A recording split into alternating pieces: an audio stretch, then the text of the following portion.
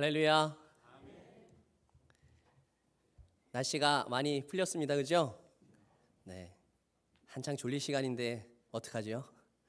네. 최대한 잘 들을 수 있게 말씀 전하도록 하겠습니다. 눈을 크게 뜨시고 귀를 여시고 함께 말씀 듣겠습니다. 자, 저번에 우리는 잃은 것을 찾은 기쁨에 대해서 말씀을 나눴습니다. 자, 우리가 잃어버린 것 중에 가장 귀하고 소중한 것이 무엇이겠습니까?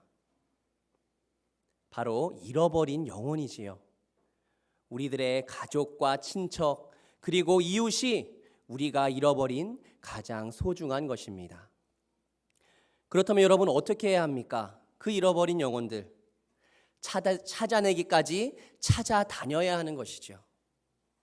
올 한 해 잃은 것을 찾은 기쁨, 그 형용할 수 없는 기쁨을 누리시는 여러분들 되시길 소망합니다. 자, 오늘은 우리가 하나님의 자녀로서 갖추어야 할 자세에 대하여 함께 말씀을 나누고자 합니다. 왜냐하면 우리의 모습을 통해 전도되어 온 영혼들이 교회에 잘 정착하고 신앙 공동체의 일원으로 녹아들 수 있기 때문입니다. 전도에서 온 분들이 잘 정착하는 방법에는 다른 데 있지 않습니다. 바로 나 자신에게 있는 것이죠. 내가 어떻게 하느냐에 따라 전도되어 오신 분들이 잘 정착할 수도 아니면 떠나갈 수도 있다는 것입니다. 오늘 말씀을 통해 자녀된 자의 모습에 대해 한번 알아보도록 하겠습니다. 다 함께 1절과 2절을 같이 함께 읽겠습니다. 1절과 2절입니다. 안식일에 예수께서 한 바리새인 지도자의 집에 떡 잡수시러 들어가시니 그들이 엿보고 있더라. 주의 앞에 수종병 든 한 사람이 있는지라. 자, 지금 예수님은 바리새인 지도자의 식사 초대에 기꺼이 응하셨어요. 자신을 적대시하고 가난한 자, 병든 자, 죄인이라 불리는 그 세리와 함께 한다고 하여서 무슨 벌레처럼 바라보듯 그 예수님을 바라보는 그 바리새인의 집에 왜 주님은 굳이 들어가신 걸까요? 너무 배가 고파서 그런 것일까요? 그것은 예수님이 시장하셔서가 아니라 예수님도 그 자리에 가셔서 그 자리에도 하나님의 나라가 임하였음을 증거하시기 위해서였다고 우리는 보아야 하는 것입니다. 그런데 2절에 보는데 주의 앞에 수종병 든 한 사람이 있다는 거예요. 그들은 수종병 든 사람을 집 안으로 불러 세워놓고 들은 소문대로 예수님이 안식일에 병을 고쳐주는가 하고 어떻게 하고 있어요? 엿보고 있는 것입니다. 이것은 주님을 시험하려고 의도적으로 병든 자를 데려다 놓은 것이죠. 여러분, 수종병이 어떤 병입니까? 제가 수종병을 잘 몰라가지고 우리의 친구 네이버에게 물어봤습니다. 수종병. 이렇게 알려줍니다. 전염성 독혈증의 하나, 대장균의 혈청에서 산생되는 독소가 장으로 흡수되어 일어난다라고 되어 있어요. 이것도 어렵지요?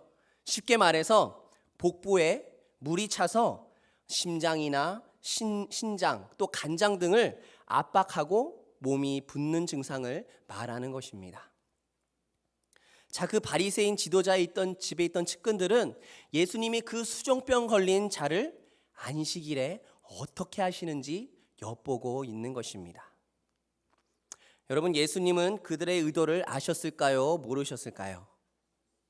우리 3절 말씀을 함께 읽어보도록 하겠습니다. 3절입니다. 예수께서 대답하여 율법 교사들과 바리새인들에게 이르시되 안식일에 병 고쳐주는 것이 합당하냐 아니하냐. 주님은 그들의 의도를 알았습니다. 그리고 그들에게 안식일에 병 고쳐주는 것이 옳으냐 옳지 아니하냐 하고 물으십니다. 자, 물었을 때 그들이 어떻게 했을까요? 그들은 잠잠하고 아무 말도 하지 않았습니다. 자, 그러자 예수님은 그 사람을 데려다가 고쳐주시고 보내십니다. 자, 여러분, 복음서가 오늘 우리가 읽고 있는 이 복음서가 주님께서 각종 병을 고쳐주시는 기사를 기록한 목적이 무엇일까요?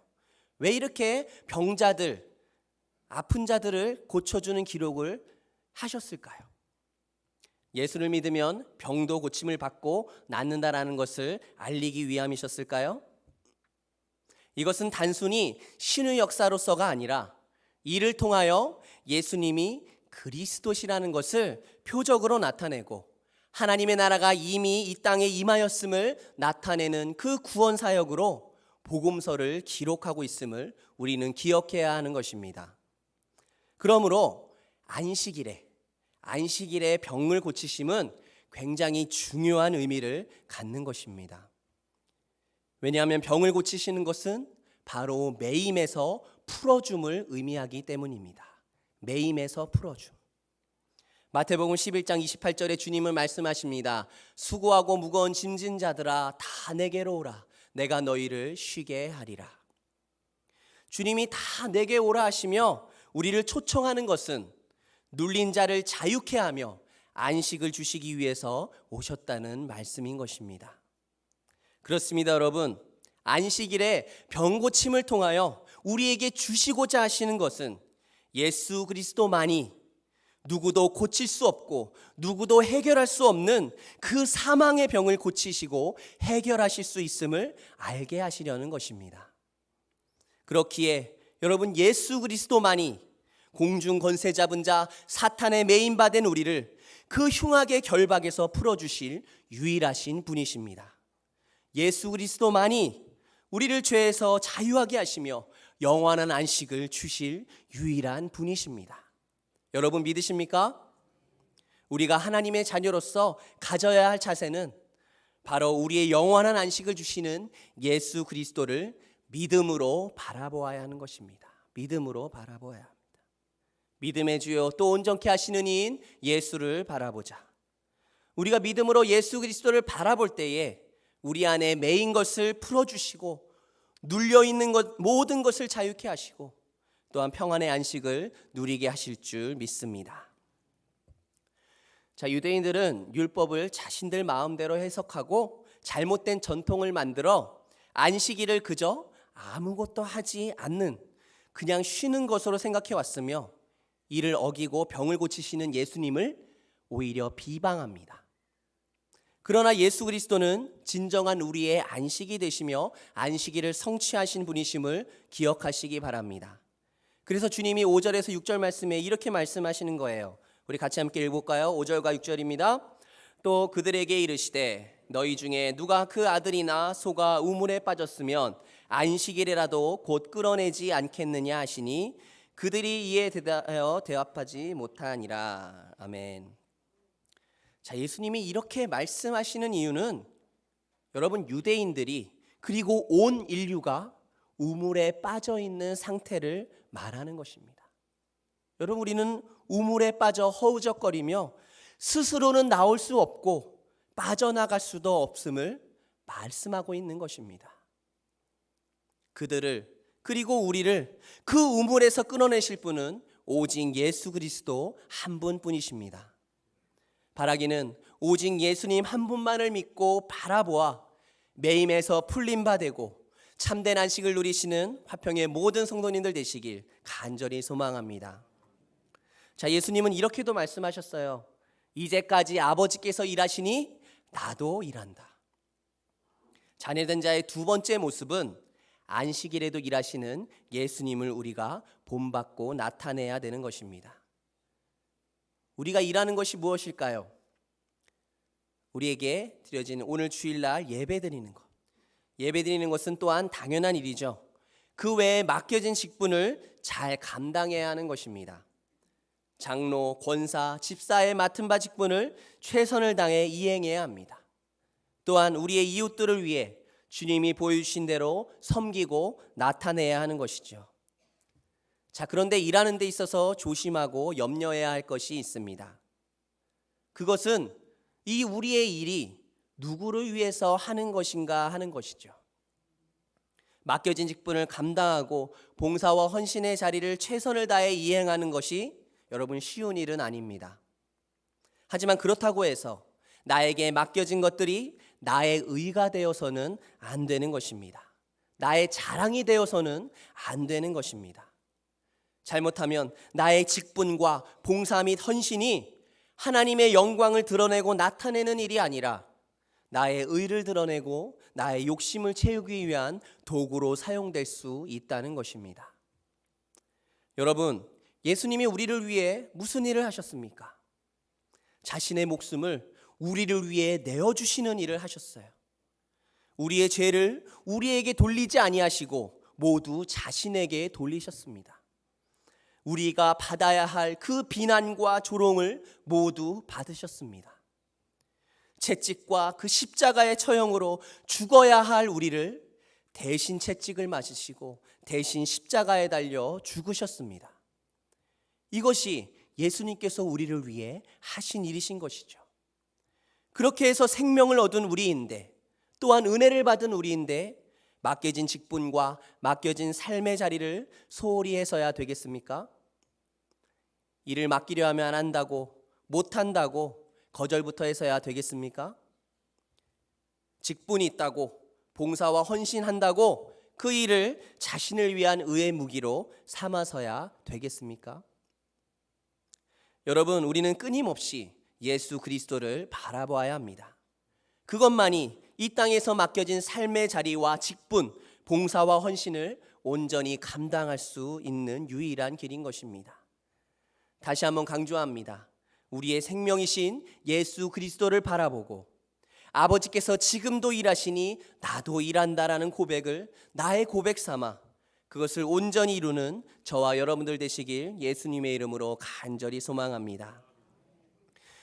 자녀된 자로서의 모습의 세 번째는 교만을 내려놓고 겸손을 가지라입니다. 7절에 보면 청함을 받은 사람들이 높은 자리 택함을 보시고 그들에게 비유로 말씀하여 이르시되라고 말씀하고 있습니다. 자, 예수님이 병을 고쳐주신 사역이 있은 후에 무엇이 시작됐어요? 잔치가 시작되었습니다. 잔치. 자, 그런데 청함을 받은 사람들, 초대받은 사람들이 높은 자리를 차지하기 위하여 눈치 싸움을 벌이고 있는 것입니다. 자, 여기서 높은 자리란 바로 첫째 좌석이라는 뜻인데, 유대인의 잔치상 대형은 어떤 모양이냐면 이 디귿자 모양입니다. 디귿자 모양. 자, 그렇다면 여기서 가장 높은 자리는 어디일까요? 이 디귿자 모양에서 가장 가운데를 말하는 것일 것입니다. 그러면 예수님, 우리 예수님은 어디에 계셨을까요? 주님은 분명 가장 끝자리에 앉아 계셨을 것입니다. 어떻게든 높은 자리에 앉으려고 하는 그들의 모습은 참으로 한심한 일이었습니다. 그래서 주님은 이에 대한 교훈을 하시게 된 것이죠.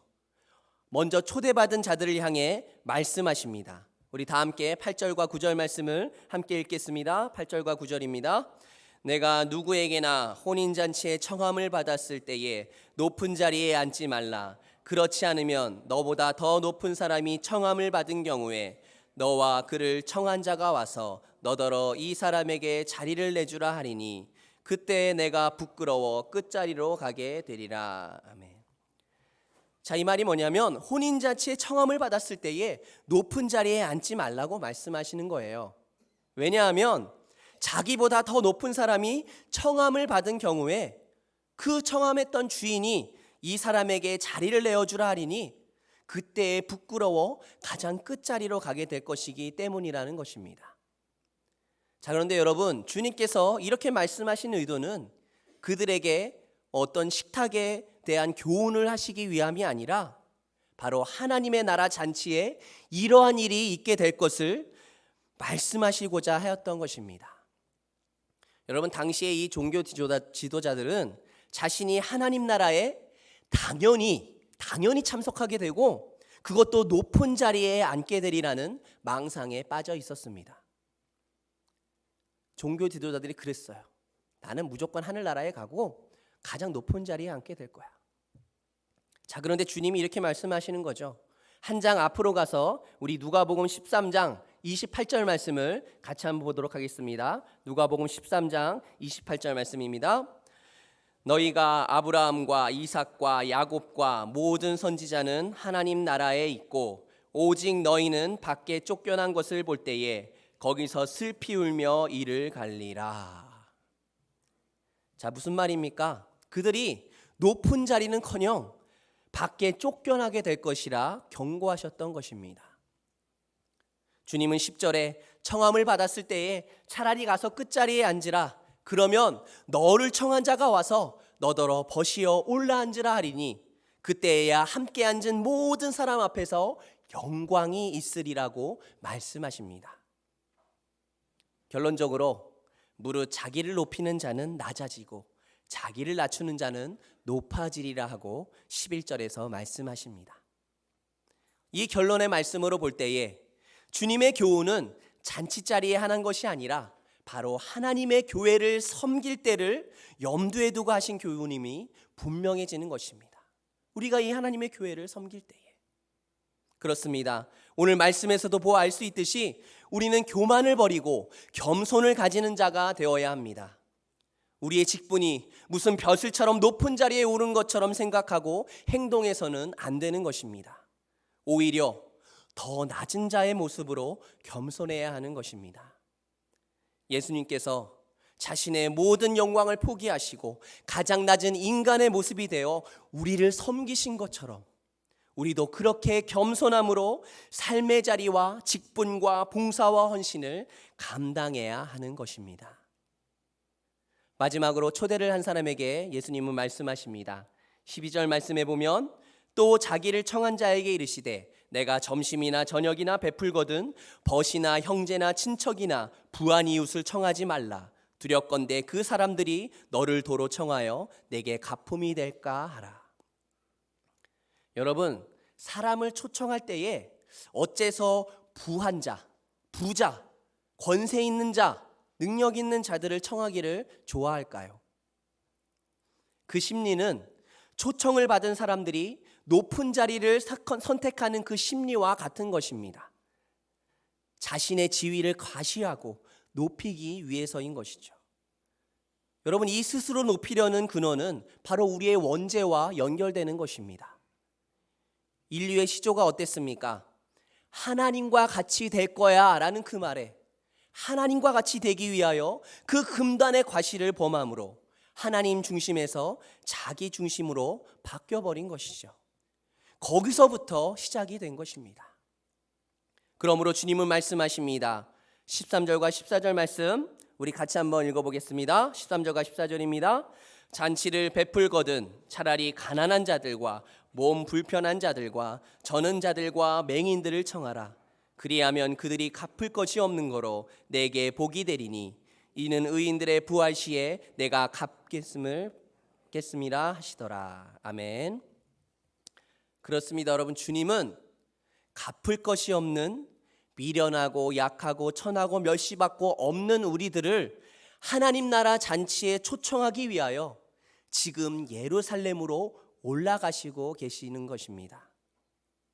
여러분, 우리가 반드시 기억해야 할 것은 구원 얻은 자는 그가 누구이든지 갚을 것이 없는 자임을 인식해야만 합니다. 갚을 것이 없는 자.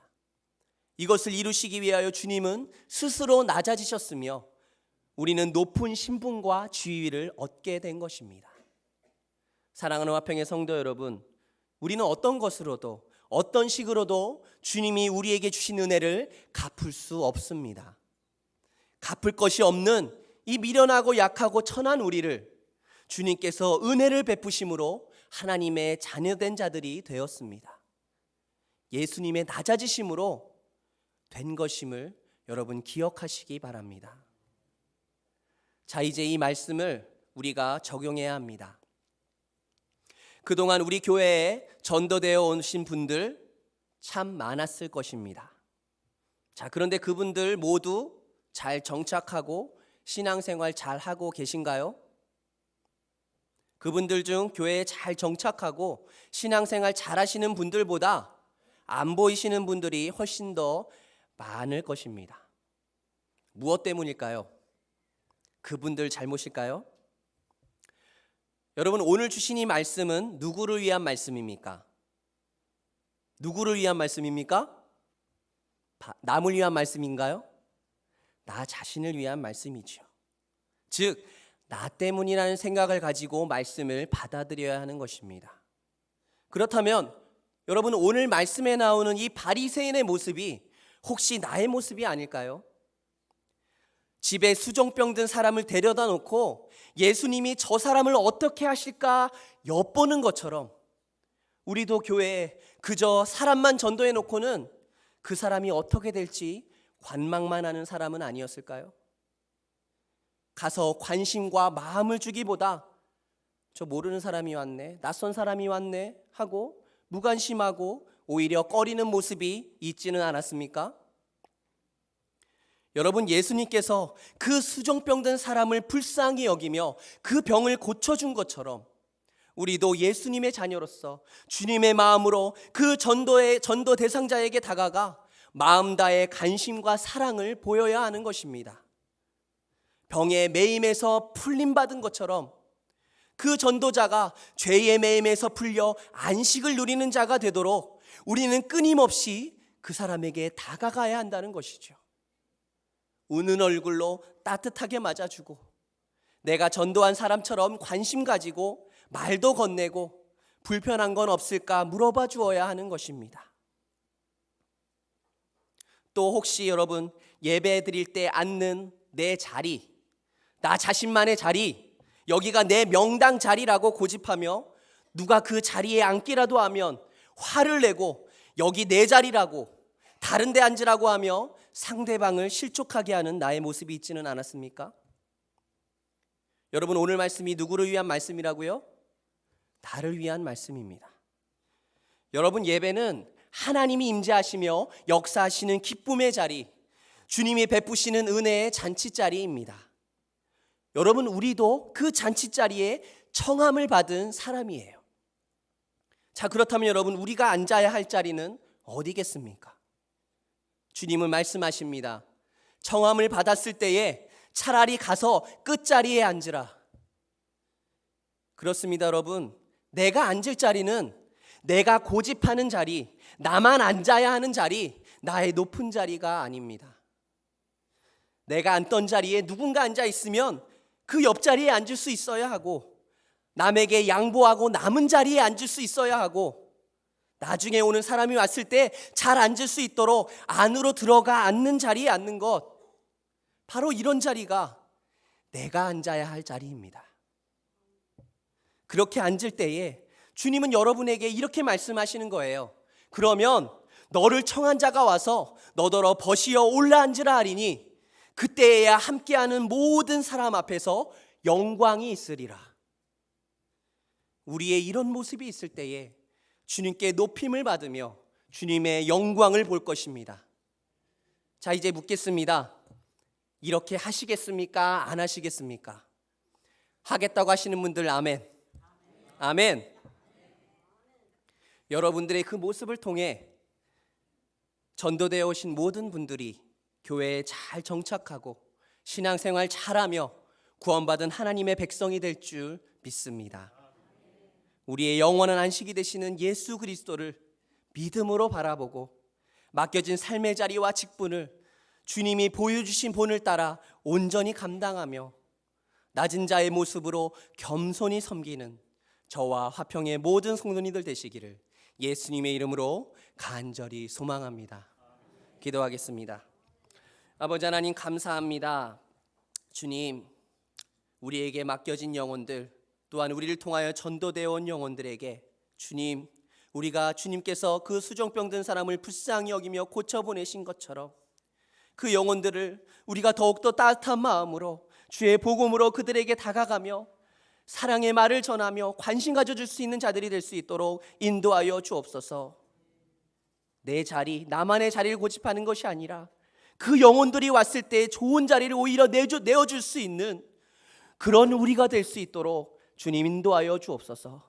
그럴 때 주님은 영광을 받으시며 우리에게 그 영광을 보여주시며 또한 하나님의 귀한 칭찬을 받는 우리가 될 줄 믿습니다. 또한 우리 교회 가운데 정말로 더욱더 부흥하고 성장하며 많은 영혼들이 이 자리에 앉아 함께 예배드리는 그런 귀한 은혜를 볼 줄 믿습니다. 주님, 우리와 함께하여 주시옵소서.